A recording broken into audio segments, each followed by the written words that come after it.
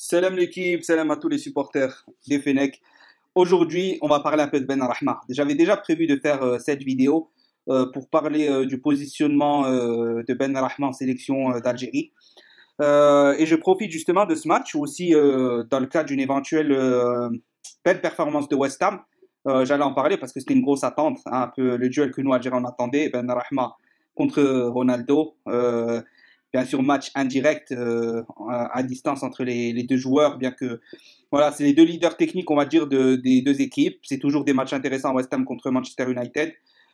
Donc, je voulais débriefer ça et c'est une bonne occasion d'assembler les deux vidéos justement parce qu'elles se regroupent parfaitement bien. Donc, Ben Arahma a mis un but face à Manchester United. Très, très belle performance de Ben Arahma. Il était au-dessus dans son équipe, bon appel de balle, maîtrise des 1 contre 1, des passes vraiment très précises, bonne vision de jeu, etc. Bref, c'était un très, très bon match de Ben Arahma. Ensuite, on voulait faire le parallèle avec justement la sélection. On voit bien que Ben Arahma, côté gauche, ça ne va pas. Quand il remplace Belaïli, il apporte quasiment rien. À chaque fois, il n'apporte quasiment rien.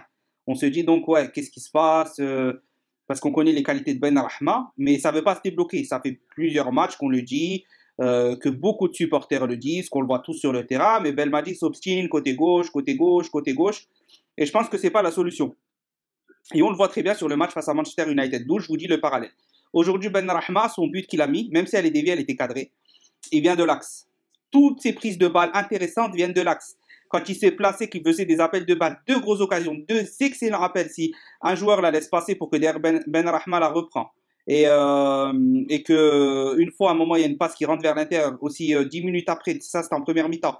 Ben Arahma aussi peut la reprendre, mais on lui fait pas la passe correctement. Il y a deux grosses occasions de but. Ensuite, quand il rentre il rentre un peu comme Mahrez aussi, sauf que lui, il rentre du côté gauche vers l'intérieur. Mais quand il est déjà vers le milieu, en fait, il n'a pas besoin d'être trop excentré vers le côté gauche. Il joue rarement vers la touche, en fait.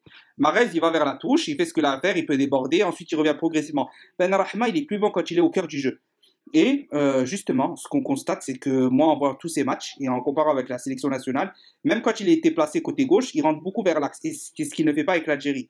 Et malheureusement, on se dit, Ben Arahma, c'est fini en sélection tant qu'il y a quelque chose qui ne se débloque pas. Ben, je pense que personnellement, que pour que sa situation se débloque en sélection, ça serait dommage de se priver d'un Ben Arahma au top parce qu'il est très très bon actuellement. C'est, je crois, 3 buts, 2 passes décisives en 5 matchs. Donc il a un ratio de 1 but, une action décisive par match. C'est très très fort. Là, ça va être l'année de la confirmation pour lui. Il est encore jeune. Ben Rahman, l'année dernière, c'était l'adaptation. Il n'a pas tout le temps joué.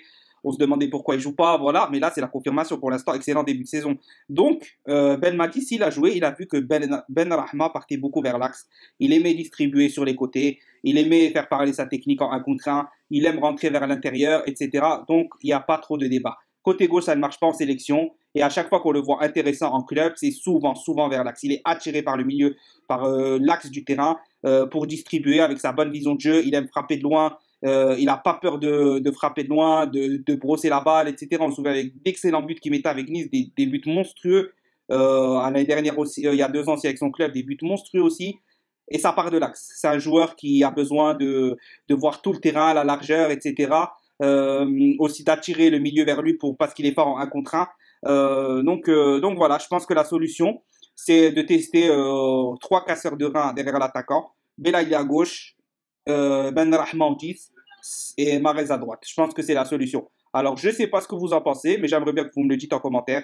On débat sur ça. En tout cas, excellente prestation de Ben Rahma. Il était au-dessus hein, à West Ham. Il a fait un très très gros match. Il a été sorti 7 minutes avant. Et ensuite, 2-3 minutes, 2 minutes après, ça se prend un but. Manchester gagne 2-1. Est-ce qu'il y a une cause ou pas? Pas spécialement. Mais on sait qu'il a pesé énormément et que je pense que de toute façon, sans lui, West Ham n'aurait pas gagné parce que c'était limite et c'était lui qui a mis beaucoup d'actions dangereuses.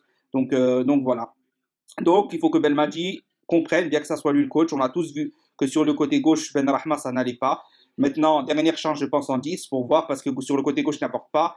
Il faut le tester, il faut lui laisser sa chance en 10. Il faut lui donner la confiance en 10. Il faut le laisser travailler au milieu, le laisser sur des matchs entiers ou des 60 minutes, en titulaire, etc. Voir ce que ça donne. Parce qu'il a le potentiel pour faire très mal et ça peut être vraiment une force offensive en plus parce que des fois, offensivement, ça pêche un peu sur certains matchs, etc. Et ça pourrait peut-être débloquer la situation. Donc voilà la famille, j'espère que la vidéo vous a plu. Si vous n'êtes pas abonné, abonnez-vous. Maximum de pouces bleus. On se dit à la prochaine. Allez, ciao.